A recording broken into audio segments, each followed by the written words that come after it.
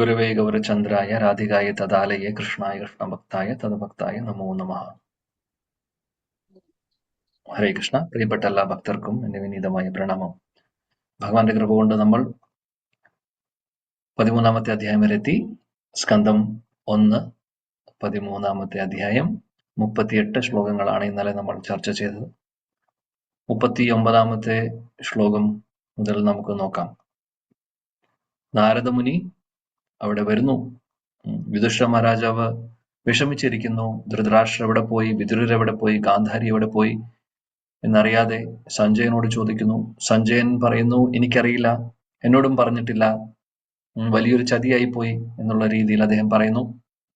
ആ സമയത്ത് അവരെല്ലാവരും വിഷമിച്ചിരിക്കുന്ന ആ ഒരു സന്ദർഭത്തിൽ നാരദമുനി അവിടെ വരുന്നു. ഇനി നാരദമുനിയോട് യുധിഷ്ഠിര മഹാരാജാവ് ചോദിക്കുന്നു കാര്യങ്ങൾ. നാരദമുനി കാര്യങ്ങൾ പറയുന്നു. നമുക്ക് നോക്കാം എന്താണെന്നുള്ളത്. യുധിഷ്ഠിരോ വാച നാഹം വേദഗതിം പിത്രോർ ഭഗവാൻ ക്വാഗതാവിത അംബവാഹത പുത്രാർത്ഥ ക്വ ഗതാ ച തപസ്വിനി. ഇദ്ദേഹം അബുദാബിയിലാ. ഹരേ കൃഷ്ണ പ്രഭു. വീട് എവിടെയാണ്? ശ്ലോകം ഓ നമോ ഭഗവതേ വാസുദേവായ. ശ്ലോകം 39. യുധിഷ്ഠിര ഉവാച നാഹം വേദഗതിം പിത്രോർ ഭഗവൻ ക്വാഗതാവിദഃ അംബാവാഹതപുത്രാത്താ ക്വാഗതാ ച തപസ്വിനി. വിവർത്തനം. ശ്രീല പ്രഭുപാദർ കി ജയ്. മഹാരാജാവ് യുധിഷ്ഠിരൻ പറഞ്ഞു, ഹേ ഭഗവൻ, എന്റെ ഇരു പിതൃ സഹോദരന്മാരും എവിടെ പോയെന്ന് എനിക്ക് അറിയില്ല.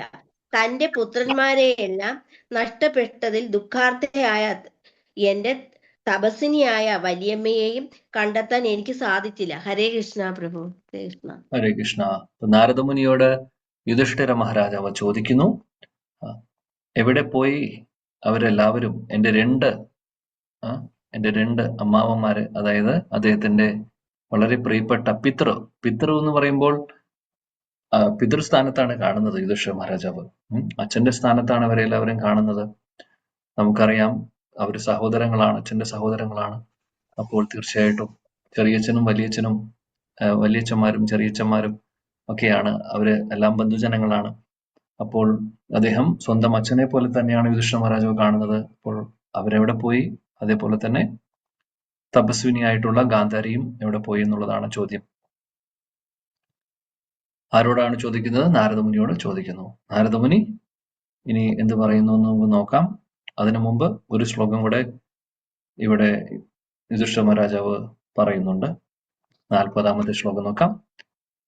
കർണധാര ഇവാ പാരേ ഭഗവാൻ പാരദർശകഃ അതാ ഭാഭാഷേ ഭഗവാൻ നാരദോ മുനി സത്തമ. ഹരേ കൃഷ്ണ. ഹരേ കൃഷ്ണ. കർണധാര ഇവ പാരേ ഭഗവാൻ പാരദർശക അതാപഭാഷേ ഭഗവാൻ നാരദോ മുനി സത്തമ. വിവർത്തനം. മഹാസമുദ്രത്തിലുള്ള കപ്പലിലെ കപ്പിത്താൻ എന്ന പോലെ അങ്ങേക്ക് ഞങ്ങളെ ഞങ്ങളുടെ ലക്ഷ്യസ്ഥാനത്തിലേക്ക് നയിക്കുവാൻ കഴിയും. അപ്രകാരം അഭിസംബോധന ചെയ്യപ്പെട്ട ദിവ്യപുരുഷനും ഭക്തദാർശനികരിൽ ഏറ്റവും ഉത്കൃഷ്ടനുമായ ദേവർഷി നാരദൻ സംസാരിക്കുവാൻ തുടങ്ങി. ഹരേ കൃഷ്ണ. ഹരേ കൃഷ്ണ. കർണധാര ഇവാ പാരേ ഭഗവാൻ പാരദർശകഃ. കർണധാര, അങ്ങ് കപ്പലിലെ കപ്പിത്താനാണ്. കപ്പിത്താൻ, കർണധാര. ഏതാണ് കടൽ എന്ന് പറയുമ്പോൾ എന്താണ്? അപാര എന്ന് ഉദ്ദേശിക്കുന്നത് ഈ ഭൗതിക ലോകം ആകുന്ന ഈ ഭവമഹാസാഗരം. ഭഗവാൻ പാരദർശക. ഇവിടെ ഭഗവാൻ എന്ന് നാരദമുനിയെ വിളിക്കുന്നത് ആചാര്യന്മാര് പറയുന്നു, ഇവിടെ ഉദ്ദേശിക്കുന്നത് ഭഗവാന്റെ പ്രതിനിധിയായിട്ടുള്ള നാരദമുനി. കാര്യം ഭഗവാൻ, ഇന്നലെ നമ്മൾ ചർച്ച ചെയ്തിരുന്നു, ഭഗവാന്റെ അത്രയും അടുത്ത് നിൽക്കുന്നത് കൊണ്ട് ചിലപ്പോൾ പരിശുദ്ധ ഭക്തരെ ഭഗവാൻ എന്നുള്ള അഭിസംബോധന നമ്മൾ ഭാഗവതത്തിൽ കാണാറുണ്ട്. ഇവിടെ പ്രത്യേകിച്ചും എടുത്തു പറയുമ്പോൾ ഭഗവാന്റെ വളരെ പ്രിയപ്പെട്ട ഭക്തനും പ്രതിനിധിയുമായിട്ടുള്ള നാരദമുനി എന്നുള്ള രീതിയിലാണ് ഭഗവാൻ എന്നിവിടെ അഭിസംബോധന വരുന്നത്. ഓക്കെ, ഇനി പാരദർശക, അതായത് നാരദമുനി കപ്പിത്താൻ എന്ന് വിളിക്കുന്നു അല്ലെ. കപ്പലിലെ കപ്പിത്താന്റെ ജോലി എന്താണ്? കടലിലൂടെ കപ്പൽ ഓടിക്കണം. അതായത് ഒരുപാട് തടസ്സങ്ങളും ബുദ്ധിമുട്ടുകളും ഒക്കെ ഉണ്ടാവും. പക്ഷെ മാപ്പ് അനുസരിച്ച്, നാവിഗേഷൻ അനുസരിച്ച് ലക്ഷ്യത്തിലേക്ക് എത്തിക്കേണ്ട ഒരു ഉത്തരവാദിത്വം മുഴുവനും കപ്പിത്താനാണുള്ളത്. അതേപോലെ ഇവിടെ പറയുന്നു പാരദർശക, ഈ ഭവമഹാസാഗരമാവുന്ന ഈ കടലിൽ കപ്പിത്താനെ ആ ഒരു സ്ഥാനം എടുക്കാൻ സാധിക്കുന്നത് അത്രയും യോഗ്യതയുള്ള ഒരാൾക്കാണ്. ഇതേപോലെ ഒരു ശ്ലോകമുണ്ട് 11ാമത്തെ സ്കന്ധത്തിൽ. കപ്പിത്താനായി പറയുന്ന ഉദാഹരണം, ഗുരുവിനെ കപ്പിത്താനായി പറയുന്നു. ശ്ലോകം ഏതാണ്? നൃദേഹമാദ്യം സുലഭം സുദുർലഭം പ്ലവം സ്തു കൽപ്പം ഗുരു കർണധാരം. അവിടെ ഗുരു കർണധാരം, ഗുരുവിനെയാണ് കർണധാരം കപ്പിത്താനായി പറയുന്നത്. മയാനുകൂലേന നഭസ്മതേരിതം പൂമാൻ ഭവാദിം ന തരേസ്വ ആത്മഹ. ആ ശ്ലോകത്തിൽ പറയുന്നു കർണധാരൻ ആയി ഗുരുവാണുള്ളത്. ഈ ഭവമഹാസാഗരം നീന്തി കടക്കുവാൻ ആർക്കും സാധിക്കില്ല. അപ്പോൾ കപ്പൽ എന്ന് ഉദ്ദേശിക്കുന്നത് നമ്മുടെ ഈ മനുഷ്യ ശരീരത്തിന്റെ അമൂല്യമായിട്ടുള്ള, അല്ലെങ്കിൽ ആ മനുഷ്യ ശരീരം വളരെ വളരെ വിലപ്പെട്ടതാണെന്ന് ആ ശ്ലോകത്തിൽ പറയുന്നു. ഭഗവാന്റെ കൃപ കൊണ്ട് ഈ ഒരു മനുഷ്യ ശരീരം കിട്ടിയിരിക്കുന്നു. മനുഷ്യ ശരീരം ആ ഒരു ശ്ലോകത്തിൽ ഉപമിക്കുന്നത് കപ്പലായിട്ടാണ്. എന്നാൽ ഈ കപ്പല് ഓടിക്കാൻ നമുക്കറിയില്ല, അതിനെ നേർവഴിക്ക് നയിക്കാൻ സഹായിക്കുന്നത് ആരാണ്? കപ്പിത്താനാണ്. ആ കപ്പിത്താൻ ആരാണ്? ഗുരുവാണ്. അപ്പൊ ഗുരുവിന്റെ നിർദ്ദേശം അനുസരിച്ചിട്ടാണ് നമ്മൾ ജീവിക്കേണ്ടത്. അങ്ങനെ ഈ മനുഷ്യ ശരീരം കിട്ടിയതിനു ശേഷം ഗുരുവിന്റെ നിർദ്ദേശപ്രകാരം നമ്മൾ ഈ മനുഷ്യ ശരീരത്തെ ഉപയോഗിക്കുമ്പോൾ, വേണ്ട രീതിയിൽ ഗുരു പറയുന്നതനുസരിച്ച് നമ്മൾ മുന്നോട്ട് പോകുമ്പോൾ, അതേപോലെ തന്നെ കൂട്ടത്തിൽ ശാസ്ത്രങ്ങളുണ്ട്. അതായത് ഒഴുക്കുണ്ട്, കാറ്റുണ്ട്. കടലിൽ പോകുമ്പോൾ അല്ലെ, വെള്ളത്തിൽ കാറ്റുണ്ടാവും. അപ്പൊ കാറ്റ് ഇവിടെ ഉദ്ദേശിക്കുന്നത് ഫേവറബിൾ ആയിട്ടുള്ള, അനുകൂലമായിട്ടുള്ള, അതായത് നമ്മുടെ യാത്രയ്ക്ക് അനുകൂലമായിട്ടുള്ള തരത്തിലുള്ള കാറ്റായിട്ട് ഉപമിക്കുന്നത് വേദങ്ങളിൽ, ശാസ്ത്രങ്ങളൊക്കെയാണ്. അപ്പോൾ ശാസ്ത്രങ്ങളുണ്ട്, ഗുരുവുണ്ട്, മനുഷ്യ ശരീരമുണ്ട്. ഇതെല്ലാം കിട്ടിയിട്ടും നമ്മൾ ഈ ഒരു ജന്മം ആത്മസാക്ഷാത്കാരത്തിന്റെ വഴിയിലേക്ക് നമ്മൾ ഉപയോഗിച്ചില്ലെങ്കിൽ, അല്ലെങ്കിൽ ഗുരു പറയുന്നതനുസരിച്ച് ജീവിച്ചില്ല എന്നുണ്ടെങ്കിൽ, പറയുന്നു ആത്മഹത്യ ചെയ്യുന്നതിന് തുല്യമാണ്. അതാണ് ആ ശ്ലോകത്തിൽ പറയുന്നത്. അതേപോലെ തന്നെയാണ് ഇവിടെയും പറയുന്നത്. കപ്പിത്താനായി കർണധാര ഇവാപാരെ ഭഗവാൻ പാരദർശക അഭിസംബോധന ചെയ്യുന്നു. ആരെയാണ്? നാരദമുനിയെ. നാരദമുനിയോട് പറയുന്നു, അങ്ങേക്ക് അറിയാത്തതായിട്ടുള്ള ഒന്നുമില്ല, അങ്ങ് കപ്പിത്താനാണ്. വലിയ ഭവമഹാസാഗരത്തിന്റെ കപ്പിത്താനാണ്. കാര്യം അതായത് ഗുരു, പരം ഗുരുവാണ് നാരദമുനി. എത്രയോ ഭക്തരുടെ ഗുരുവാണ്. പ്രഹ്ലാദിന്റെ, ധ്രുവ മഹാരാജാവിന്റെ, നളകുബേര, മണിഗ്രീവ, അതേപോലെ മൃഗാരി, വാൽമീകി മുനി, എണ്ണം പറയാനില്ല. ഒരുപാട് ആളുകൾക്ക് ഉപദേശം കൊടുക്കുന്നുണ്ട്. അത്രയും ശ്രേഷ്ഠനായിട്ടുള്ള ഒരു വ്യക്തിയാണ്. തീർച്ചയായിട്ടും അദ്ദേഹം കപ്പിത്താൻ തന്നെയാണ്. അങ്ങനെയാണ് ഇവിടെ അദ്ദേഹത്തെ അഭിസംബോധന ചെയ്യുന്നത് നാരദമുനി. അപ്പോൾ നാരദമുനിയോട് ചോദിക്കുവാണ്, അങ്ങേക്ക് അറിയാത്തതായിട്ടുള്ള ഒന്നുമില്ല, ദയവ് ചെയ്ത് ഞങ്ങൾക്ക് പറഞ്ഞു തന്നാലും മാർഗനിർദ്ദേശം തന്നാലും എന്നാണ് ചോദിക്കുന്നത്. ശ്രീല പ്രഭുപാദ് അദ്ദേഹത്തിന്റെ അതീന്ദ്രിയമായിട്ടുള്ള ഭാവാർത്ഥത്തിൽ പറയുന്നു, ഒരു വ്യക്തി വരിഷ്ഠനായിട്ടുള്ള അല്ലെങ്കിൽ വളരെയധികം യോഗ്യതയുള്ള പരിശുദ്ധ ഭക്തനായിട്ടുള്ള ഒരു ആത്മീയ ഗുരുവിന്റെ അടുത്തുനിന്ന്, അല്ലെങ്കിൽ അദ്ദേഹത്തിന്റെ കീഴിൽ നിന്നുകൊണ്ട്, അദ്ദേഹത്തെ സേവിച്ചുകൊണ്ട്, അദ്ദേഹത്തിൽ നിന്ന് നമ്മൾ ശാസ്ത്രങ്ങൾ പഠിച്ചില്ലെങ്കിൽ നമുക്കൊന്നും എവിടെയും എത്താൻ സാധിക്കില്ല എന്നുള്ളത്. അതുകൊണ്ട് അദ്ദേഹം പറയുന്നു, അങ്ങനെയുള്ള ഒരു ശുദ്ധ ഭക്തനെ നമ്മൾ കണ്ടുപിടിച്ച് ഗുരുവായി നമ്മൾ സ്വീകരിച്ച് അദ്ദേഹത്തിന്റെ നിർദ്ദേശപ്രകാരം ജീവിക്കണം. അങ്ങനെ ആ ശുദ്ധ ഭക്തന്റെ നിർദ്ദേശപ്രകാരം നമ്മൾ ജീവിക്കുമ്പോൾ ഈ ഭവ മഹാസാഗരം നീന്തി കടക്കുവാൻ വളരെ വളരെ വളരെ എളുപ്പമാണ്.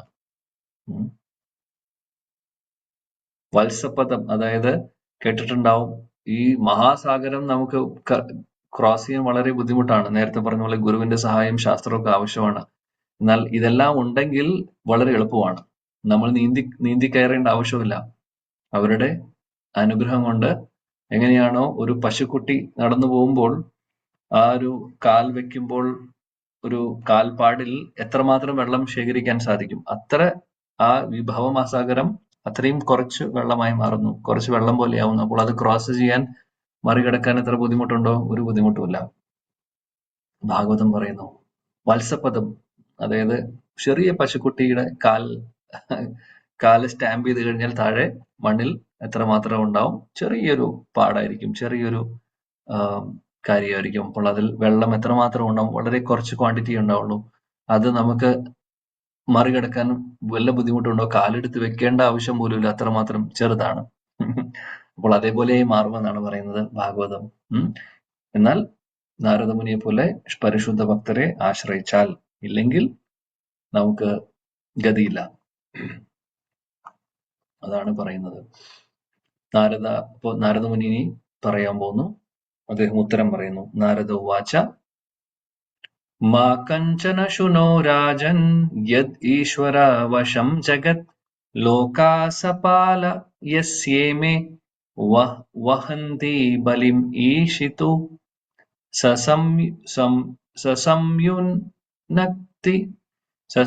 സസംയുന്നക്തി ഭൂതാനി സ ഏവ വിയുന്നക്തി ച. ഹരേ കൃഷ്ണ പ്രഭുജി, ചെല്ലട്ടെ. നാരദ ഉപാച മാ കഞ്ചന ശുചോ രാജ യദീശ്വര വശം ജഗത് ലോകാസപാലയസ്യമേ വഹന്തി ബലിമീശിതും ന സംയുന്നക്തി ഭൂതാനി സയേവ വിയുന്നക്തി ച. വിവർത്തന ശ്രീല പ്രഭാതർ കീജി. ശ്രീനാരദൻ അരുളി ചെയ്തു, അല്ലയോ ധർമ്മിഷ്ഠനായ രാജാവേ, ഏവരും പരമോന്നതനായ ഭഗവാന്റെ നിയന്ത്രണത്തിൽ കീഴിലാകയാൽ ആർക്കും വേണ്ടി വിലപിക്കരുത്. ആകെ എല്ലാ ജീവാത്മാക്കളും അവരുടെ അധിപന്മാരും സുരക്ഷിതമായി ഇരിക്കാനാണ് തുടർന്ന് ആരാധന ചെയ്യുന്നത്. ഏവരെ ഒന്നിപ്പിക്കുന്നതും അകറ്റുന്നതും പരമപുരുഷ ഭഗവാൻ മാത്രമാകുന്നു. ഹരേ കൃഷ്ണ പ്രഭുജി. ഹരേ കൃഷ്ണ. ഇവിടെ പറയുന്നു, നാരദമുനി ഉത്തരം പറയുന്നു, വിഷമിക്കേണ്ട ആവശ്യമില്ല. യുധിഷ്ഠിര മഹാരാജോട് പറയുവാണ്, വിഷമിക്കേണ്ട ആവശ്യമില്ല. കാര്യം എന്താ പറയുന്നത്? യദ് ഈശ്വരം വശം ജഗത്, ഭഗവാന്റെ, ഈശ്വരന്റെ നിയന്ത്രണത്തിലാണ് ഈ ലോകം മുഴുവനുള്ളത്. അദ്ദേഹമാണ് എല്ലാവരുടെയും നേതാവ്, അല്ലെങ്കിൽ അദ്ദേഹം ആഗ്രഹിക്കുന്ന പോലെയാണ്, അദ്ദേഹത്തിന്റെ നിയന്ത്രണത്തിലാണ് ഈ ലോകം മുഴുവനും ഉള്ളത്. അദ്ദേഹം ആളുകളെ ഒരുമിച്ച് കൊണ്ടുവരുന്നു, ജീവജാലങ്ങൾ ഒരുമിച്ച് വരുന്നു, കുറെ സമയം അവർ ഒരുമിച്ചിരിക്കുന്നു, അതിനുശേഷം ആളുകൾ മാറിപ്പോകുന്നു. അല്ലെ? നമുക്കും അറിയാം, നമ്മുടെ ഓരോരുത്തരുടെയും ജീവിതത്തിൽ ഇപ്പോൾ ഈ ഒരു ജന്മത്തിൽ തന്നെ നോക്കിക്കഴിഞ്ഞാൽ നമ്മളെ എല്ലാവരെയും ഒരുമിച്ച് കൊണ്ടുവരുന്നു. ഇനി ഒരു ദിവസം നമ്മളെല്ലാവരും പിരിഞ്ഞു പോകും. ഒരു ദിവസം തീർച്ചയായിട്ടും ആ ഒരു ദിവസം വരും. ശരിക്കും പറയുകയാണെങ്കിൽ ഒരു ട്രെയിൻ യാത്രയ്ക്ക് പോകുന്ന പോലെയാണ്. നമ്മൾ ഇവിടെ നിന്ന്, കേരളത്തിൽ നിന്ന്, നമ്മൾ കൊച്ചിയിൽ നിന്നോ തിരുവനന്തപുരത്തു നിന്നോ നമ്മൾ ഡൽഹിയിലേക്ക് പോകുന്നു, വൃന്ദാവനത്തിലേക്ക് പോകാൻ വേണ്ടി. അപ്പോൾ ആ ഡൽഹി യാത്രയിൽ പോകുമ്പോൾ, തിരുവനന്തപുരത്ത് നിന്ന് ഡൽഹിക്ക് പോകുമ്പോൾ എത്രയോ സ്റ്റോപ്പുകളുണ്ട്, കുറെ സ്റ്റോപ്പുകളുണ്ട് അല്ലെ? അപ്പോൾ പോകുന്ന സമയത്ത് ഒരുപാട് ആളുകൾ ട്രെയിനകത്തോട്ട് കയറുന്നു. കുറെ സമയം കുറച്ച് സമയം എല്ലാവരും ഒരുമിച്ചിരിക്കുന്നു. അവരവരുടെ സ്റ്റേഷനായി കഴിഞ്ഞാൽ അവർ ഇറങ്ങി പോകുന്നു. അല്ലെ? ഇതാണ് സംഭവം. ഇതേപോലെയാണ് നമ്മുടെ ഓരോരുത്തരുടെയും ജീവിതം. ലക്ഷ്യം എന്ന് പറയുന്നത് ഭഗവാനാണ്. ആ ലക്ഷ്യബോധത്തോടു കൂടി നമ്മൾ മുന്നോട്ട് പോവുകയാണെങ്കിൽ ജീവിതം, അതായത് നമ്മൾ ഇതേപോലെ പല ആളുകളും വരുന്നു പോകുന്നു, അതൊന്നും നമ്മളെ ബാധിക്കുന്നില്ല. നമ്മുടെ ഉദ്ദേശം വൃന്ദാവനത്തിലേക്ക് എത്തണം. ഡൽഹിയിൽ ഇറങ്ങി അവിടെ നിന്ന് വണ്ടി പിടിച്ച് നമുക്ക് വൃന്ദാവനത്തിലേക്ക് പോകണം. അപ്പോൾ ലക്ഷ്യത്തോടു കൂടിയിട്ടാണ് പോകുന്നത്. അപ്പോൾ നമ്മുടെ ആഗ്രഹം ഒരു ലക്ഷ്യത്തോടു കൂടിയാണ് ട്രെയിനിൽ കയറുന്നത്. ആ ട്രെയിൻ അവിടെ എത്തുവാനുള്ള ടിക്കറ്റ് കൊടുത്തിട്ടുണ്ട്. പോകുന്ന വഴിക്ക് ഒരുപാട് ആളുകളെ നമ്മൾ കാണുന്നു, അല്ലെ? അതേപോലെ നമ്മൾ ഓർക്കുക, ഈ ലോകം എന്ന് പറയുന്നത്, നമ്മൾ ഇവിടെ ജീവിക്കുമ്പോൾ ജീവിതത്തിന്റെ ലക്ഷ്യം എന്ന് പറയുന്നത് ഭഗവാനാണ്. വൃന്ദാവനം തന്നെ നമുക്ക് മനസ്സിൽ കൊണ്ടുവരാം. വൃന്ദാവനം എന്നാണ് നമ്മുടെ ലക്ഷ്യം എന്ന് വെക്കാം. ഭഗവാനാണ് നമ്മുടെ ലക്ഷ്യം. ആ യാത്രയിൽ നമ്മൾ സഞ്ചരിച്ചു കൊണ്ടിരിക്കുകയാണ്. ഓരോ മനുഷ്യരും, ഓരോ മനുഷ്യ ശരീരം കിട്ടിയിട്ടുള്ള ആളുകളും ചിന്തിക്കേണ്ടത് എങ്ങനെയാണ്? നമ്മൾ അങ്ങോട്ട് യാത്ര പോയിക്കൊണ്ടിരിക്കുന്ന സമയത്ത് ഒരുപാട് ആളുകൾ നമ്മൾ കാണുന്നുണ്ട്. ട്രെയിനിൽ ആളുകൾ കയറുന്നു, ഇറങ്ങുന്നു. അതേപോലെ നമ്മുടെ ജീവിതത്തിൽ പല വ്യക്തികളും വരുന്നു പോകുന്നു. അത് വളരെ അടുത്ത സ്നേഹബന്ധത്തിലുള്ള ആളുകളായിരിക്കാം, ബന്ധുജനങ്ങളായിരിക്കാം, വീട്ടുകാരായിരിക്കാം, കൂട്ടുകാരായിരിക്കാം, ഓഫീസിലെ ആളുകളായിരിക്കാം, പല ആളുകളുമായിരിക്കാം. അവര് വരുന്നു പോകുന്നു. കുറച്ച് ആളുകൾ വരുന്നു, കുറച്ച് കഴിയുമ്പോൾ അവർ പോകുന്നു, അടുത്ത ആളുകൾ വരുന്നു പോകുന്നു. അപ്പൊ അങ്ങനെ സഞ്ചരിക്കുന്നു. എങ്ങനെയാണോ ആളുകൾ സ്റ്റോപ്പ് ആവുമ്പോൾ ഇറങ്ങി, പല ആളുകൾ ഇറങ്ങി പോകുന്നു, പല ആളുകൾ കയറി വരുന്നു. ഇങ്ങനെയാണ് നമ്മുടെ ജീവിതത്തിൽ സംഭവിക്കുന്നത്. അപ്പോൾ ആ ആളുകളോട്, വരുന്ന ആളുകളോട് നമ്മൾ ഒരുപക്ഷെ കുറച്ചു നേരം അവരുമായിട്ട് സംസാരിക്കും. ഇപ്പോൾ 2 ദിവസം യാത്രയുണ്ടെങ്കിൽ ചിലപ്പോൾ നമ്മുടെ കൂടെ ഉള്ള ആളുകൾ ചിലപ്പോൾ ഒരു ദിവസം കൂടെയുള്ള ആളുകളുമായിട്ട് കുറെ നമ്മൾ സംസാരിക്കും, കുറെ കാര്യങ്ങളൊക്കെ ഷെയർ ചെയ്യും. അപ്പോൾ അവരുമായിട്ട് ഒരു ചെറിയൊരു ബന്ധം, നമുക്ക് ചെറിയൊരു സ്നേഹം അല്ലെങ്കിൽ ഒരു സംസാരം നല്ല രീതിയിൽ നടക്കുന്നുണ്ട്. ഒരു നല്ലൊരു സമയം പോകുന്നു. സമയം നമ്മൾ അവിടെ അങ്ങനെ സ്പെൻഡ് ചെയ്യുന്നു. പക്ഷെ അവരുടെ സ്റ്റോപ്പ് ആയി കഴിഞ്ഞാൽ അവർ ഇറങ്ങിപ്പോവും. നമ്മൾ എന്ത് ചെയ്യുന്നു? നമുക്കൊന്നും ചെയ്യാൻ സാധിക്കില്ല. അപ്പോൾ അത് അവിടെ നമ്മൾ ഷേക്ക് ഹാൻഡ് കൊടുത്ത് പിരിയുന്നു. അപ്പൊ ഒരു ദിവസത്തെ ബന്ധമുള്ളൂ. അപ്പൊ അതേപോലെയാണ് നമ്മുടെ ജീവിതത്തിൽ ഓരോ ആളുകളും കടന്നു വരുന്നതും പോകുന്നതും. ആ താൽക്കാലികമായിട്ടുള്ള ഒരു ബന്ധമാണ്. ശാശ്വതമായിട്ടുള്ള ഒരു ബന്ധം ഭഗവാനുമായിട്ട് മാത്രമേ ഉള്ളൂ. പക്ഷെ നമ്മുടെ പ്രശ്നം എന്താണെന്ന് വെച്ചാൽ ഈ ഒരു താൽക്കാലികമായിട്ടുള്ള ബന്ധങ്ങളിൽ നമ്മൾ വല്ലാതെ നമ്മൾ അറ്റാച്ച്ഡ് ആയി പോകുന്നു. അങ്ങനെ ഒരു ജന്മത്തിൽ നിന്ന് അടുത്ത ജന്മത്തിലേക്ക്, അടുത്ത ജന്മത്തിൽ നിന്ന് അടുത്ത ജന്മത്തിലേക്ക് എങ്ങനെ പോയിക്കൊണ്ടിരിക്കുന്നു. അതുകൊണ്ടാണ് ജന്മജന്മാന്തരങ്ങളായി നമ്മൾ ഈ ലോകത്ത് തന്നെ ഇപ്പോഴും ഉള്ളത്, ഇവിടെ നിന്ന് ഇതുവരെ രക്ഷപ്പെടാൻ പറ്റാത്തതും. അപ്പൊ അങ്ങനെ ഇരിക്കുവാണ് നമ്മൾ ഓരോരുത്തരും. അപ്പോൾ ഇവിടെ നിന്ന് രക്ഷപ്പെടാനുള്ള ഒരേ ഒരു മാർഗം ശ്ലോകത്തിൽ പറയുന്നത് പോലെ, അല്ലെങ്കിൽ നാരദമുനി പറയുവാണ്, ഭഗവാന്റെ നിയന്ത്രണത്തിലാണ് ഇരിക്കുന്നത്. ഭഗവാൻ ആളുകളെ ഒരുമിച്ച് കൊണ്ടുവരുന്നു, പിന്നെ തിരിച്ചു കൊണ്ടുപോകുന്നു, അല്ലെങ്കിൽ പല സ്ഥലങ്ങളിലേക്കും ആക്കുന്നു, ഡിസ്പേഴ്സ് ചെയ്യിപ്പിക്കുന്നു. അതെല്ലാം അദ്ദേഹത്തിന്റെ നിയന്ത്രണത്തിലാണ്. അത് ആലോചിച്ച് നമ്മൾ വിഷമിക്കേണ്ട കാര്യമില്ല. നിശ്ചയപ്രകാരം, ഭഗവാന്റെ നിശ്ചയപ്രകാരം കാര്യങ്ങൾ നടക്കും എന്നുള്ളത് ഇവിടെ അദ്ദേഹം സൂചിപ്പിക്കുന്നു. എന്നാൽ നമ്മൾ ഭഗവാൻ പറയുന്നതനുസരിച്ച് ജീവിക്കുകയാണെങ്കിൽ, ശാസ്ത്രങ്ങൾ അനുസരിച്ച് ജീവിക്കുകയാണെങ്കിൽ, ഈ പറയുന്ന വരവിലും പോവലിലും ഒന്നും നമ്മൾ വ്യാകുലപ്പെടില്ല, വിഷമിക്കില്ല. കാര്യം നമുക്കറിയാം ഇതെല്ലാം ഇന്ന് സംഭവിക്കുന്നു, ഇതിന്റെ കാരണമുണ്ട്, ഇനി ഇത് എന്തായാലും സംഭവിക്കേണ്ടതാണ് ഇന്നല്ലെങ്കിൽ നാളെ. അതെല്ലാം മനസ്സിലാക്കിക്കൊണ്ട് നമ്മൾ വളരെ അതായത് മെച്ചുവറായി ജീവിതത്തിൽ മുന്നോട്ട് പോകാൻ സാധിക്കും. യുധിഷ്ഠിര മഹാരാജാവിന് അത് അറിയാത്തതല്ല. യുധിഷ്ഠിര മഹാരാജാവ് അദ്ദേഹത്തിന്റെ ആ അച്ഛന്റെ സ്ഥാനത്ത് ഉള്ള അമ്മയുടെ സ്ഥാനത്തുള്ള ഗാന്ധാരിയും വിദുരരെയും ധൃതരാഷ്ട്രരെയും അച്ഛന്റെ സ്ഥാനത്താണ്, ഗാന്ധാരിയാണെങ്കിൽ അമ്മയുടെ സ്ഥാനത്താണ്. അതുകൊണ്ട് ആ ഒരു വിഷമം കൊണ്ട് ചോദിക്കുകയാണ്. എന്നാൽ യുധിഷ്ഠിര മഹാരാജാവ് വളരെ മെച്ചുവർ ആയിട്ടുള്ള ഒരു ഭക്തനാണ്. നമുക്കറിയാം അദ്ദേഹം കാര്യങ്ങൾ തീരുമാനിക്കുന്നതും ഇനി അങ്ങോട്ട് നമ്മൾ കാണും എങ്ങനെയാണ് യുധിഷ്ഠിര മഹാരാജാവ് കാര്യങ്ങൾ തന്നെ കാണുന്നതെന്നൊക്കെ. അപ്പോൾ അതാണ് നമ്മളെ പഠിപ്പിക്കുന്നു ഇതെല്ലാം. 42 യഥാ ഗാവോ നസി പ്രോതാസ് തന്ത്യാം ഭാദശ്ച ദാമഭി വാക്തന്ത്യാം നാമഭിർബദ്ധ വഹന്തി ബലിമി ഈശിതു. ഹരേ കൃഷ്ണ പ്രഭുജി. ശ്ലോകം 42. ഓം നമോ ഭഗവതി വാസുദേവായ. യഥാ ഗാവോ നസി പ്രോതാസ് തന്ത്യം ബദ്ധാശ്ച ദാമഭിഃ വാക്തന്ത്യാം നാമഭിർബദ്ധ വഹന്തി ബലിമീശിതുഃ. വിവർത്തനം ശ്രീല പ്രഭുപാദ് കി ജയ്. നീണ്ട മൂക്കുകയറിനാൽ കെട്ടപ്പെട്ട പശു ബന്ധനത്തിന് വിധേയമായിരിക്കുന്നത് പോലെ മനുഷ്യർ വിഭിന്ന വേദാനുശാസനങ്ങളാൽ ബന്ധിതരായി പരമപുരുഷന്റെ ആജ്ഞകൾ അനുസരിക്കാൻ വിധേയരാക്കപ്പെട്ടിരിക്കുന്നു. ഹരേ കൃഷ്ണ പ്രഭുജി. ഹരേ കൃഷ്ണ.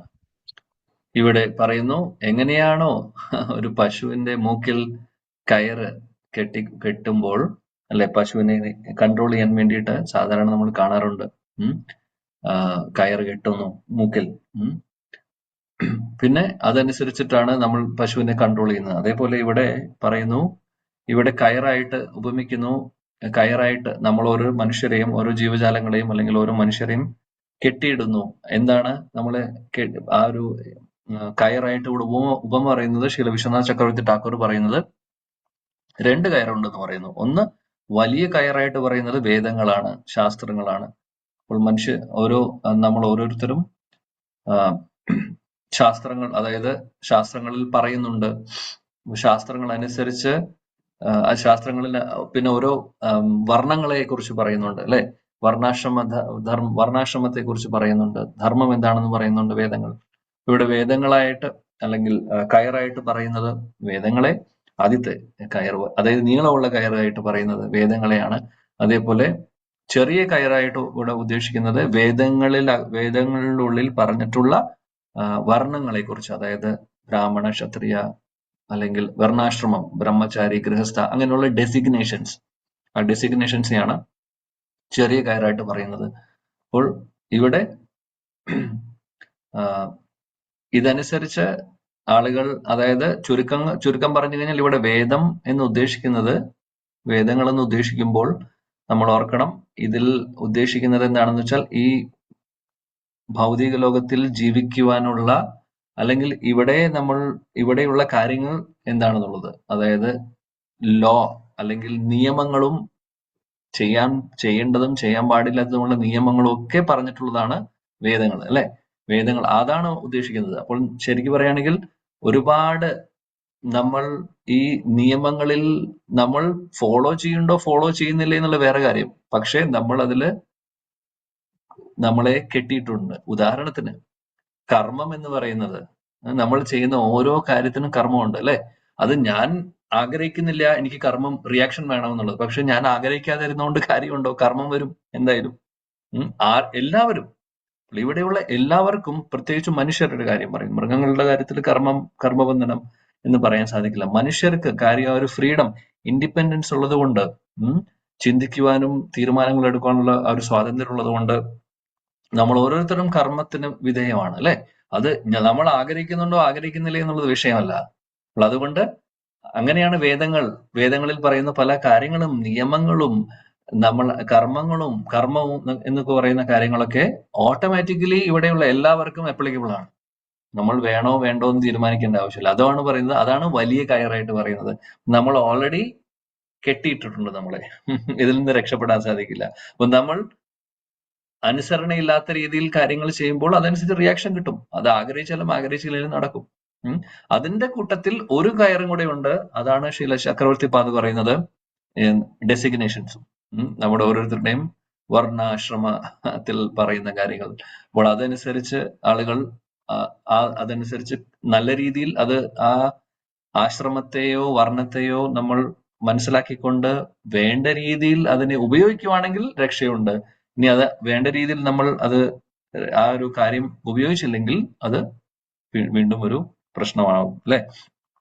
അപ്പോൾ അതാണ്, അതായത് ചുരുക്കം പറയുമ്പോൾ നാരദമുനി പറയുന്നത് എന്താണെന്ന് വെച്ചാൽ, ഈ ലോകത്തുള്ള എല്ലാ ജീവജാലങ്ങളും, പ്രത്യേകിച്ചും ഇവിടെ പറയുമ്പോൾ നമ്മളെ പോലുള്ള ആളുകൾ എങ്ങനെയാണ് ഇവിടെ പെട്ടിരിക്കുന്നത് എന്നുള്ളത്. അപ്പോൾ ഇവിടെ പെടാനുള്ള ഒരുപാട് സാഹചര്യങ്ങളുണ്ട്. അപ്പോൾ നമ്മൾ തന്നെ നമ്മുടെ സ്വാതന്ത്ര്യം ഉപയോഗിച്ച് തെറ്റായിട്ടുള്ള കാര്യങ്ങളും ശാസ്ത്രവിരുദ്ധമായിട്ടുള്ള കാര്യങ്ങളും ചെയ്യുമ്പോൾ, അല്ലെങ്കിൽ അങ്ങനെയുള്ള കാര്യങ്ങൾ ചെയ്യുമ്പോഴാണ് നമ്മൾ ഇവിടെ ആകെ ബദ്ധരായി മാറുന്നത്.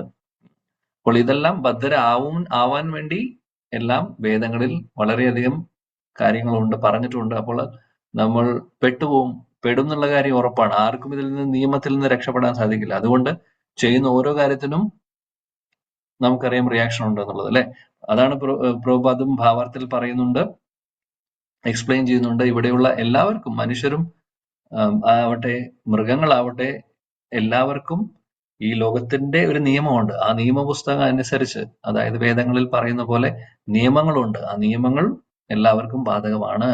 നമ്മൾ ലോ ബ്രേക്ക് ചെയ്ത് കഴിഞ്ഞു കഴിഞ്ഞാൽ, നിയമങ്ങൾ നമ്മൾ ബ്രേക്ക് ചെയ്ത് കഴിഞ്ഞാൽ, ലംഘിച്ചു കഴിഞ്ഞു കഴിഞ്ഞാൽ അതിന് നമ്മൾ അപകടം ഉണ്ടാവുമോ? തീർച്ചയായിട്ടും ഉണ്ടാവും അല്ലെ. ഇപ്പോൾ ഇവിടെയുള്ള ഏത് നിയമം നമ്മൾ എടുത്താലും, ഒരു ഗവൺമെന്റ് പറഞ്ഞിട്ടുള്ള നിയമങ്ങൾ നമ്മൾ തെറ്റിക്കുകയാണെങ്കിൽ ശിക്ഷ കിട്ടും നമുക്ക്. അതേപോലെയാണ് ഈ ലോകത്തിലെ നിയമങ്ങൾ. അപ്പോൾ അതുകൊണ്ട് ഇതെല്ലാം ഭഗവാന്റെ നിയന്ത്രണത്തിലാണ്. അപ്പം ശരിക്കു പറയുകയാണെങ്കിൽ മൂക്കിൽ കയറ് കെട്ടിയിട്ട അവസ്ഥയിലാണ് നമ്മൾ ഓരോരുത്തരും. ഒന്നും ചെയ്യാൻ സാധിക്കില്ല. ഒന്നും ചെയ്യാൻ സാധിക്കില്ല എന്ന് പറഞ്ഞു കഴിഞ്ഞാൽ നമുക്ക് രക്ഷപ്പെടാൻ സാധിക്കില്ല. എന്നാൽ ഇതെല്ലാം ബാധകമാണ്. എന്നാൽ നമുക്ക് ഇത് മറികടക്കാൻ സാധിക്കും. അതിനും ഭഗവാൻ അവസരം തരുന്നുണ്ട്. അതേ വേദങ്ങൾ തന്നെ നമ്മളെ സഹായിക്കും. വേദങ്ങളിൽ പറയുന്നു, ഇതിൽ നിന്ന് രക്ഷപ്പെടാനുള്ള മാർഗവും പറഞ്ഞു തരുന്നു.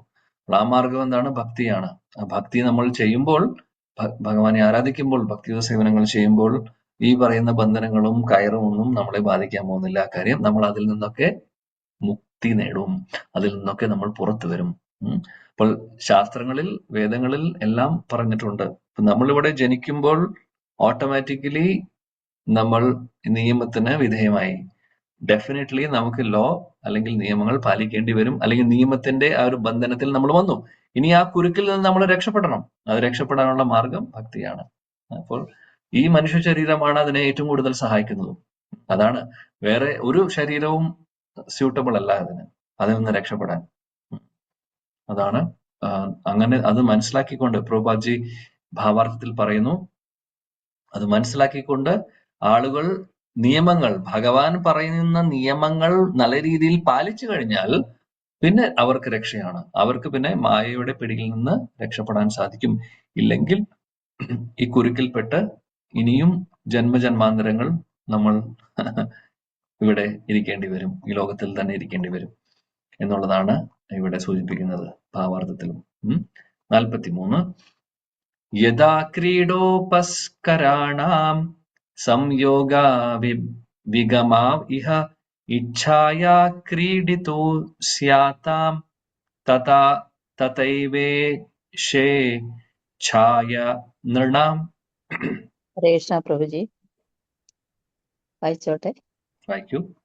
ഓം നമോ ഭഗവതേ വാസുദേവായ. ശ്ലോകം 43. യഥാ ക്രീഡോപസ്കാരാണാം സംയോഗ വിഗമാവിഹ ഇച്ഛയാ ക്രീഡിതോ സ്യാതാം തഥൈവോ സ്വേച്ഛയാ നൃണം. വിവർത്തനം. ശ്രീല പ്രഭുപാദർക്ക് ജയ്. ഒരു കളിക്കാരൻ സ്വേച്ഛാനുസരണം തന്റെ വിനോദ വസ്തുക്കൾ അടുക്കി വയ്ക്കുകയോ വിതറി ഇടുകയോ ചെയ്യുന്നതുപോലെ ഭഗവാന്റെ പരമേച്ഛയാൽ മനുഷ്യർ സംയോജിക്കപ്പെടുകയോ വിയോജിക്കപ്പെടുകയോ ചെയ്യുന്നു. ഹരേ കൃഷ്ണ പ്രഭുജി. ഹരേ കൃഷ്ണ. Thank U.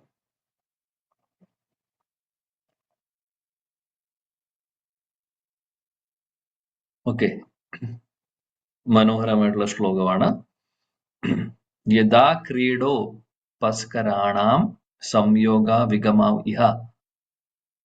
അതായത് ഇവിടെ പറയുന്നു, നമ്മൾ ചിലപ്പോൾ കുട്ടികളെ നമുക്ക് എക്സാമ്പിൾ ആയിട്ട് എടുത്തു കഴിഞ്ഞാൽ, കുട്ടികൾക്ക് കളിക്കാനുള്ള ഒരുപാട് സാധനങ്ങൾ അവർക്ക് കിട്ടിക്കഴിഞ്ഞാൽ അവരെന്താ ചെയ്യുന്നത്? ആദ്യം അതെല്ലാം കൊണ്ടുവരുന്നു.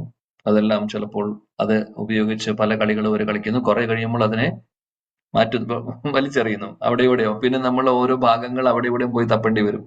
അതേപോലെയാണ് സംഭവിക്കുന്നത്. ഭഗവാൻ ഇവിടെ പറയുന്ന ശ്ലോകത്തിൽ നാരദമുനി പറയുന്നു, ഭഗവാൻ ആളുകളെ ഒരുമിച്ച് കൊണ്ടുവരും. കുറച്ച് കഴിയുമ്പോൾ ഇതെല്ലാം സെപ്പറേറ്റ് ആവുന്നു. അതെല്ലാം ആരുടെ ഇച്ഛ പ്രകാരമാണ് നടക്കുന്നത്?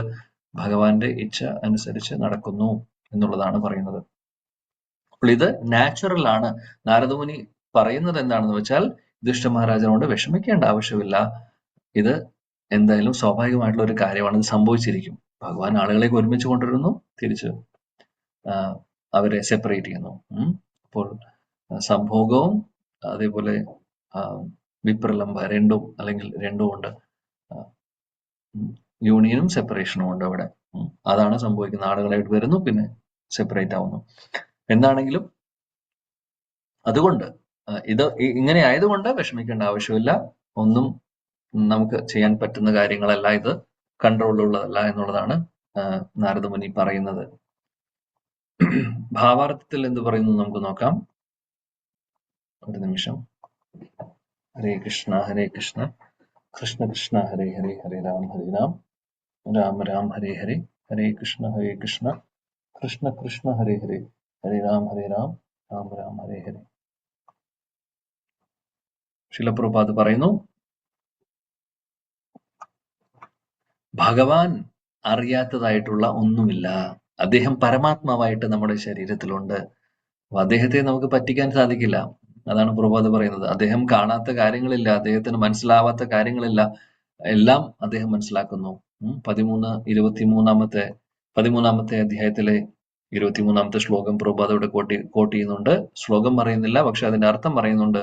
ശ്ലോകം ഏതാണ്? ഉപദൃഷ്ടാനുമന്താച്ച ഭർത്ത ഭോക്ത മഹേശ്വര പരമാത്മേതി ചാപ്യുക്തോ ദേഹേസ്മിൻ പുരുഷാപര. അതാണ് അവിടെ ആ ശ്ലോകത്തിൽ പറയുന്നു, ഭഗവാൻ പരമാത്മാവായിട്ട് നമ്മുടെ ശരീരത്തിലുണ്ട്, ഹൃദയത്തിലുണ്ട്. അദ്ദേഹം ഉപദൃഷ്ട അനുമന്ത, കാര്യങ്ങൾ നോക്കുന്നു, ഉപദൃഷ്ട അനുമന്ത, സാങ്ഷൻ ചെയ്യുന്നു, വിറ്റ്നസ് ചെയ്യുന്നു, സാങ്ഷൻ ചെയ്യുന്നു. അതാണ് പരമാത്മാവായിട്ടുള്ള ഭഗവാൻ ചെയ്യുന്നത്. അപ്പോൾ അദ്ദേഹം കാണാത്തതായിട്ടുള്ള ഒന്നുമില്ല എന്നുള്ളത് ഇവിടെ പറയുന്നു. അപ്പോൾ ചുരുക്കം പറഞ്ഞാൽ പ്രഭുപാദ് വീണ്ടും ഇവിടെ എടുത്തു പറയുന്ന പോയിന്റ് എന്താണെന്ന് വെച്ചാൽ, ഈ ഭാവാർത്ഥത്തിൽ ഭഗവാന്റെ നിയന്ത്രണത്തിലാണ് എല്ലാം ഉള്ളത്. എല്ലാം നടക്കുന്നത് അദ്ദേഹത്തിന്റെ കൺട്രോളിലാണ് എന്നുള്ളത്. അതേപോലെ തന്നെ കർമ്മം എന്ന് പറയുന്ന ആ ഒരു നിയമം എല്ലാവരും ഓരോരുത്തരുടെ പ്രവൃത്തി അനുസരിച്ച്, നമ്മൾ ചെയ്യുന്നത് എന്താണോ അതനുസരിച്ച്, ആക്ഷൻ അനുസരിച്ച് അതിന് റിസൾട്ട് കിട്ടുന്നു. അതാണ് പറയുന്നത്. നോർമലി നമ്മൾ കാര്യങ്ങൾ, അതായത് ഭക്തിയൊന്നും ചെയ്യാത്ത ഒരു അവസ്ഥയാണെങ്കിൽ നമ്മൾ ചെയ്യുന്ന എല്ലാത്തിനും റിയാക്ഷൻ ഉണ്ട്, അത് അനുഭവിക്കേണ്ടി വരും. നമ്മുടെ ജീവിതം മുഴുവനും കർമ്മത്തിന്റെ ബേസിസിലായിരിക്കും പോകുന്നുണ്ടാവുക. അതായത് നമ്മൾ എന്ത് ചെയ്യുന്നു അതിന്റെ റിയാക്ഷൻ ചെയ്യുന്നു, റിയാക്ഷൻ. അപ്പോൾ ആ കർമ്മഫലം ആണ് നമ്മൾ ഓരോരുത്തരെയും, നമ്മുടെ ലൈഫിൽ വരുന്ന ഓരോ സിറ്റുവേഷനും അതിൽ നിന്ന് മനസ്സിലാക്കാം കർമ്മത്തിന്റെ റിയാക്ഷൻ, അല്ലെങ്കിൽ ചെയ്യുന്ന പ്രവൃത്തി ഈ ജന്മത്തിലോ മുൻ ജന്മത്തിലോ എപ്പോഴാണെങ്കിലും ചെയ്തിട്ടുള്ളതിന്റെ റിയാക്ഷൻ ആണ് വരുന്നത് എന്നുള്ളത്. എന്നാൽ ആ ഒരു കാര്യത്തിൽ മാറ്റം വരുത്താൻ സാധിക്കും ഭഗവാന്. നമ്മൾ ഭക്തിയുത സേവനങ്ങൾ ചെയ്തു തുടങ്ങിക്കഴിഞ്ഞാൽ പിന്നെ കർമ്മത്തിന്റെ കൺട്രോള് ഭഗവാൻ എടുക്കുന്നു. അതുകൊണ്ടാണ് പറയുന്നത് കർമാണി നിർദഹതി ഭക്തി ഭാജ. ഭക്തിയിലൂടെ കർമ്മത്തെ ദഹിപ്പിച്ചു കളയാൻ സാധിക്കും എന്ന് പറയുന്നു. നമ്മുടെ പഴയ കർമ്മങ്ങളൊക്കെ, എത്രയോ ജന്മജന്മാന്തരങ്ങളിലെ കർമ്മങ്ങളൊക്കെ അതങ്ങനെ ഡെപ്പോസിറ്റ് ചെയ്ത് കിടക്കുന്നുണ്ടാവും. അതിനെല്ലാം നിർദഹതി, അതിനെല്ലാം ദഹിപ്പിച്ചു കളയാനുള്ള ശക്തിയുണ്ട് ഭക്തിക്ക്, ഭക്തിയുത സേവനങ്ങൾക്ക്. അപ്പോൾ ഭക്തര് പ്രാക്ടീസ് ചെയ്യുന്ന, ഭക്തിയുത സേവനങ്ങൾ ചെയ്യുന്ന ഭക്തർക്ക് അല്ലെങ്കിൽ സാധകര്, നമ്മളെ പോലുള്ള സാധകര് കർമ്മം ഭഗവാൻ മാറ്റി എന്താണ് ചെയ്യുന്നത്? പ്രത്യേകിച്ചും ദീക്ഷയെല്ലാം ചെയ്തിട്ടുള്ളവർക്ക്, ദീക്ഷയെല്ലാം കിട്ടിയിട്ടുള്ളവർക്ക്, ഗുരുവിൽ നിന്ന്, ആത്മീയ ഗുരുവിൽ നിന്ന് ദീക്ഷ കിട്ടിയിട്ടുള്ളവർക്കും കർമ്മം എല്ലാം മാറ്റുന്നു. എന്നാലും നമുക്ക് പ്രശ്നങ്ങളും ജീവിതത്തിൽ പല തടസ്സങ്ങളും പല കാര്യങ്ങളും വരാം. പക്ഷെ അത് വരുമ്പോൾ നമ്മൾ മനസ്സിലാക്കുക ഇതെല്ലാം നമ്മുടെ ശുദ്ധീകരണത്തിന് വേണ്ടിയിട്ടാണ് എന്നുള്ളതും ഒന്നാമത്തെ കാര്യം, നമ്മുടെ ഉള്ളിലുള്ള ഇപ്പോഴുമുള്ള അനർത്ഥങ്ങൾ കാരണമാണ് ഇത് സംഭവിക്കുന്നത് എന്നുള്ളത് ആദ്യത്തെ കാരണം. രണ്ടാമത്തെ കാരണം എന്താണെന്ന് വെച്ചാൽ നമ്മളെ ശുദ്ധീകരിച്ചു കൊണ്ടിരിക്കുകയാണ് ഭഗവാൻ എന്നുള്ളതും നമുക്ക് മനസ്സിലാക്കാം. അങ്ങനെയാണ് നടക്കുന്നത്. അപ്പോൾ കർമ്മത്തിന്റെ ഫലം എന്ന് പൂർണ്ണമായിട്ട് നമുക്ക് പറയാൻ സാധിക്കില്ല. കാര്യം ഭക്തിയുത സേവനങ്ങൾ, ഈവൻ സാധക സ്റ്റേജിൽ തന്നെ കർമ്മത്തെ നശിപ്പിക്കാനുള്ള ശക്തിയുണ്ട് ഭക്തിക്ക്. അപ്പോൾ അങ്ങനെയാണെങ്കിൽ എന്തുകൊണ്ട് ഞാൻ പ്രശ്നങ്ങൾ അനുഭവിക്കുന്നു എന്നുള്ള ചോദ്യത്തിന്റെ ഉത്തരവാണ് പറഞ്ഞത്. അതായത് നമ്മൾ ഇപ്പോൾ ചെയ്യുന്ന വല്ല അപരാധങ്ങളുണ്ടെങ്കിൽ അതിന്റെ റിയാക്ഷൻ വരും. അതേപോലെ നമ്മുടെ ഉള്ളിൽ അനർത്ഥങ്ങൾ എന്തെങ്കിലും ഉണ്ടെങ്കിൽ, ബാക്കിയുണ്ടെങ്കിൽ അതും ചിലപ്പോൾ റിയാക്ഷൻ അല്ലെങ്കിൽ നമ്മൾ അനുഭവിക്കാനുള്ള ഒരു കാരണമായി മാറും. പിന്നെ പ്രത്യേകിച്ചും നമ്മൾ ഓർക്കേണ്ടത് നമ്മുടെ ശുദ്ധീകരണത്തിന് വേണ്ടിയാണ് ഭഗവാൻ ഇങ്ങനെയുള്ള അങ്ങനെയൊരു സിറ്റുവേഷൻ നമ്മൾക്ക് വരുന്നത് എന്നുള്ളത്. അപ്പോൾ എല്ലാം കൊണ്ടും നല്ലൊരു കാര്യമാണ്, അതാണ് നമ്മൾ ഓർക്കേണ്ടത്. അങ്ങനെയാണ് കാണേണ്ടത്. അപ്പോൾ എന്ത് സംഭവിക്കുന്നോ, അതുകൊണ്ട് ഭക്തരാരും വിഷമിക്കേണ്ട ആവശ്യമില്ല. ഭഗവാൻ പറയുന്നതനുസരിച്ച് ജീവിക്കുകയാണെങ്കിൽ, നല്ല രീതിയിൽ ആത്മവിശ്വാസത്തോടുകൂടി ജീവിക്കുക, ഭഗവാൻ പറയുന്നതനുസരിച്ച് ഭക്തിയുത സേവനങ്ങൾ ചെയ്യുക, ഗുരു പറയുന്നതനുസരിച്ച് ചെയ്ത് മുന്നോട്ട് പോകുമ്പോൾ പിന്നെ ജീവിതത്തിൽ എന്ത് സംഭവിക്കുന്നു അതിൽ നമ്മൾ വിഷമിക്കേണ്ട ആവശ്യമില്ല. ഇതെല്ലാം ഭഗവാൻ നമ്മുടെ നന്മയ്ക്ക് വേണ്ടിയിട്ടാണ്.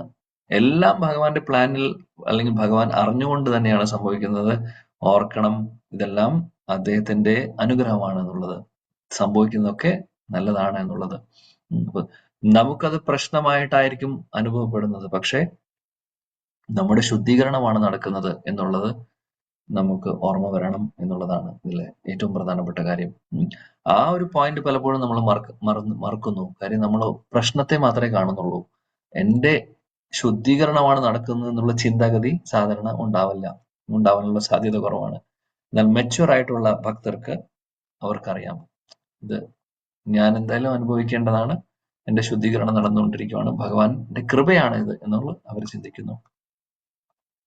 44 യന്മന്യസേ ദുർവം ലോകം അധ്രുവം വാ ന ചോഭയം സർവതാ നാഹി ശോച്യാസ്തേ സ്നേഹാത് അന്യത്ര മോഹജാത്. വായിക്കട്ടെ പ്രഭു. ഹരേ കൃഷ്ണ.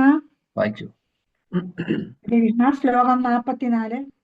യന്മന്യസേ ധ്രുവം ലോകമധ്രുവം വാന ചോഭയം സർവതാ നാഹി ശോച്യാസ്തേ സ്നേഹാദന്യത്ര മോഹജാത്. വിവർത്തനം ശ്രീല പ്രഭുപാദ് കി ജയ്. അല്ലയോ രാജാവേ, ആത്മാവിനെ ശാശ്വത തത്വമായോ അല്ലെങ്കിൽ ഭൗതിക ശരീരത്തെ നശ്വരമായോ അല്ലെങ്കിൽ അവ്യക്തിഗതമായ നിരപേക്ഷ സത്യത്തിൽ സർവ്വതും നിലകൊള്ളുന്നതായോ അല്ലെങ്കിൽ സർവ്വതിനെയും ഭൗതിക ഘടകങ്ങളുടെയും ആത്മാവിൻ്റെയും വിശദീകരിക്കാനാവാത്ത സങ്കലനമായോ അങ്ങനെ തന്നെ കരുതിയാലും എല്ലാ പരിതസ്ഥിതികളിലും വേർപിരിയലിന്റെ വികാരങ്ങൾ എന്നത് മായികമായ സ്നേഹം ഹേതുവാകയാൽ അനുഭവപ്പെടുന്ന ഒന്നല്ലാതെ മറ്റൊന്നുമല്ല. ഹരേ കൃഷ്ണ പ്രഭുജി. ഹരേ കൃഷ്ണ. ഇവിടെ പറയുന്നു, സിമ്പിൾ ആയിട്ട് പറയുകയാണെങ്കിൽ കോംപ്ലിക്കേറ്റഡ് ആയിട്ട് തോന്നേണ്ട ആവശ്യമില്ല. ഇവിടെ സിമ്പിൾ ആയിട്ട് പറയുവാണെങ്കിൽ അദ്ദേഹം പറയുന്നു, നമ്മളിൽ നിന്ന് ആളുകൾ പോകുമ്പോൾ ആ ഒരു ആളുകൾ ഇപ്പോൾ യുധിഷ്ഠിര മഹാരാജാവ് വിഷമിക്കുന്ന അവസ്ഥയാണ് അല്ലെ. അപ്പോൾ അവരുടെ സെപ്പറേഷനില് അവരുടെ വിയോഗത്തിൽ നമുക്ക് വിഷമം തോന്നുന്നുണ്ടെങ്കിൽ അത് തീർച്ചയായിട്ടും അതൊരു മോഹം എന്ന് പറയുന്നത് ഇലൂഷൻ അല്ലെങ്കിൽ ഇത് മോഹമാണ് അല്ലെ. മോഹം എന്ന് പറയുന്നത് എന്താ? കാമക്രോധ മോഹ അല്ലെ. അതായത് ശരിയായിട്ടുള്ള ഒരു വിഷമമല്ല അത് ശരിക്കും. കാര്യം ശരീരത്തോട് തോന്നുന്ന ആ ഒരു ബന്ധം, ആ ഒരു അറ്റാച്ച്മെന്റ് ഉള്ളത് കൊണ്ടാണ് ഇത് തോന്നുന്നത്, ആ ഒരു സംഭവം തോന്നുന്നത്. അല്ലെങ്കിൽ ആത്മീയ തലത്തിൽ ചിന്തിക്കുമ്പോൾ അവിടെ വിഷമിക്കേണ്ട ഒരു ആവശ്യം വരുന്നില്ല. അപ്പോൾ ഇവിടെ പറയുന്നത്, ഇങ്ങനെയുള്ള വിഷമം, പിരിയുമ്പോൾ ഉണ്ടാവുന്ന വിഷമം ശരീരത്ത്, അതായത് അത് ആക്ച്വലി പ്രോപ്പർ ആയിട്ടുള്ള ശരിയായിട്ടുള്ള ഒരു തരത്തിലുള്ള ഒരു ബന്ധം അല്ലെങ്കിൽ അത് ശരിയായിട്ടുള്ള ഒരു ചിന്തയല്ല എന്നുള്ളത് പറയുന്നു. മറിച്ച്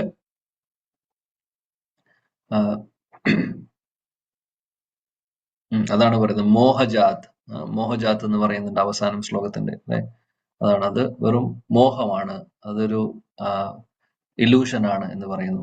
ഇനി പറയുന്നു ഒരു കാര്യം കൂടെ, നാരദമുനി പറയുന്നു, നമ്മളെ സ്വയം നമ്മൾ ആത്മാവായിട്ടോ ശരീരമായിട്ടോ, ഇനി ശരീരമോ ആത്മാവോ അല്ലാന്ന് ചിന്തിക്കുവാണെങ്കിലും ഏത് രീതിയിൽ എടുക്കുവാണെങ്കിലും, അതായത് നമ്മൾ എങ്ങനെയാണ് മനസ്സിലാക്കുന്നത് നമ്മുടെ ഐഡന്റിറ്റി, എന്താണെങ്കിലും കുഴപ്പമില്ല, പക്ഷെ എന്താണെങ്കിലും വിഷമിക്കേണ്ട ആവശ്യമില്ല എന്നാ പറയുന്നത്. അതായത് ഏത് രീതിയിലൂടെ ചിന്തിക്കുമ്പോഴും ഈ ഒരു ചിന്താഗതി എന്ന് പറയുന്നത് മോഹജാത്, അത് നമ്മളെ കൺഫ്യൂസ് ചെയ്യുന്ന ഒരു കാര്യം, അല്ലെങ്കിൽ അത് ശരിയായിട്ടുള്ള ഒരു വിഷമമല്ല. അതുകൊണ്ട് നിങ്ങൾ ഓർക്കേണ്ട ആവശ്യമില്ല, ഇതൊന്നും ഓർത്ത് വിഷമിക്കേണ്ട ആവശ്യമില്ല, ഇത് സംഭവിക്കാനുള്ളതാണ് എന്നുള്ളതാണ് അദ്ദേഹം പറയുന്നത്. പ്രഭുപാദി ഭാവാർത്ഥത്തിൽ വീണ്ടും പറയുന്നു ഇതിനെക്കുറിച്ച്. അതായത് നമ്മൾ ഓരോരുത്തരും ഭഗവാന്റെ നിയന്ത്രണത്തിലാണ്, കർമ്മത്തിന്റെ ആ ഒരു നിയമത്തിന്റെ ഉള്ളിൽ നമ്മളെല്ലാ ആളുകളും പെടുന്നു. എന്നാൽ നമ്മൾ ഈ ഒരു കർമ്മത്തിൽ നിന്ന് മറികടക്കാൻ നമുക്ക് സാധിക്കും എന്നുള്ളതും അദ്ദേഹം പറയുന്നു.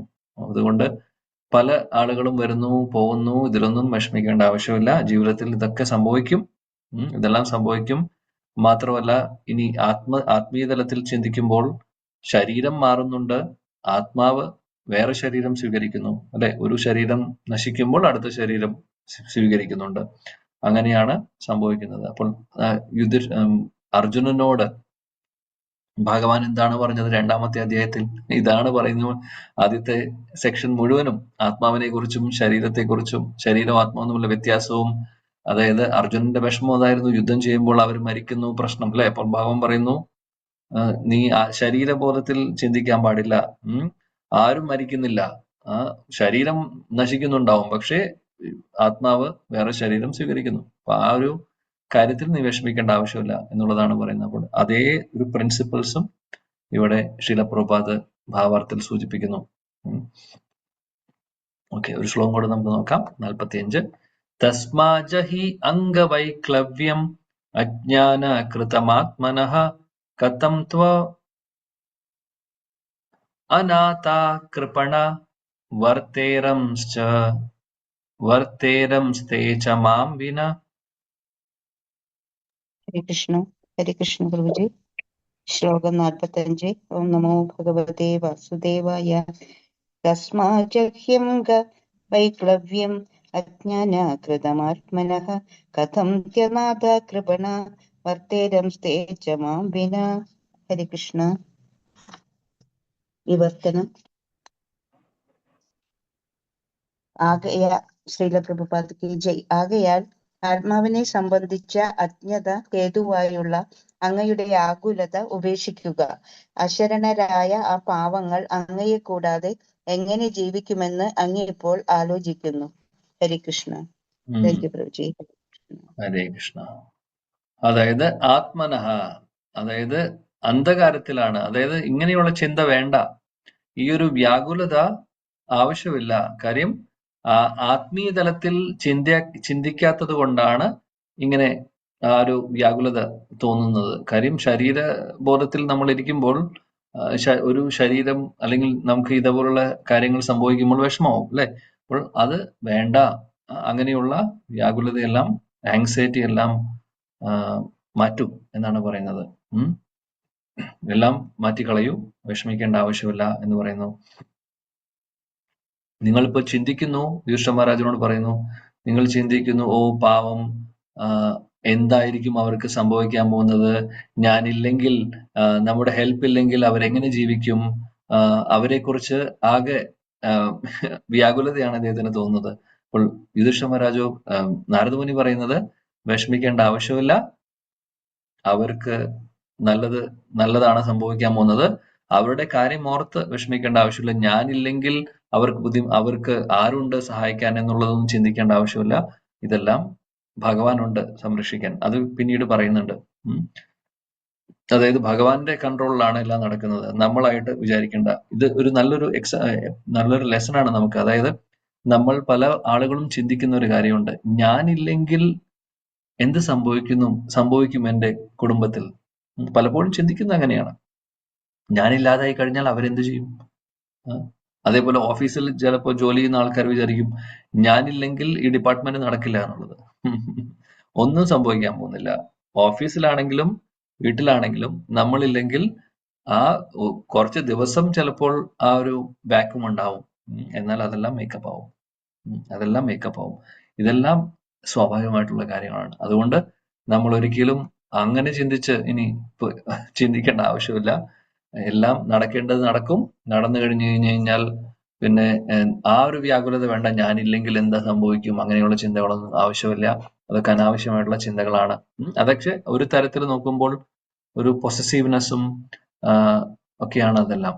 ഇതെല്ലാം ആവശ്യമില്ല, നമുക്ക് ഭക്തിമാർഗത്തിൽ തടസ്സമാണ് ഇതെല്ലാം. അപ്പോൾ ഇവിടെ നാരദമുനി പറയുന്നു, വിഷമിക്കേണ്ട ആവശ്യമില്ല, വ്യാകുലതയും വിഷമവും എല്ലാം മാറ്റിവെക്കൂ. ആ ഒരു അവിദ്യ കാരണമാണ്, ആ ഒരു അജ്ഞതയുണ്ട്, അതെല്ലാം മാറ്റൂ എന്നാണ് പറയുന്നത്. ഓക്കെ, 46 മുതൽ നമുക്ക് അടുത്ത ക്ലാസ്സിൽ നോക്കാം. ഗ്രന്ഥരാജ് ശ്രീമദ് ഭാഗവതം കി ജയ്, ജഗദ്ഗുരു ശ്രീല പ്രഭുപാദ കി ജയ്, സമവേത ഗൗര ഭക്തവൃന്ദ കി ജയ്, गौड़ी गुरुवृंद की जय, शचीनंदन श्री गौरहरि की जय, श्री वृंदावन धाम की जय. जय जय Shri Radhe Shyam Nitai Gaur Premanand. Thank you. Hare Krishna. Hare Hare Krishna Krishna Prabhu. Prabhuji, Hare Krishna. Thank you Prabhuji. Hare Krishna. Prabhuji thank you Prabhuji. Hare Krishna. Krishna. Thank Hare you. Krishna Prabhuji. Hare Krishna Prabhu. Prabhuji Hare Krishna Prabhuji, Hare Krishna thank you. പ്രഭുജി.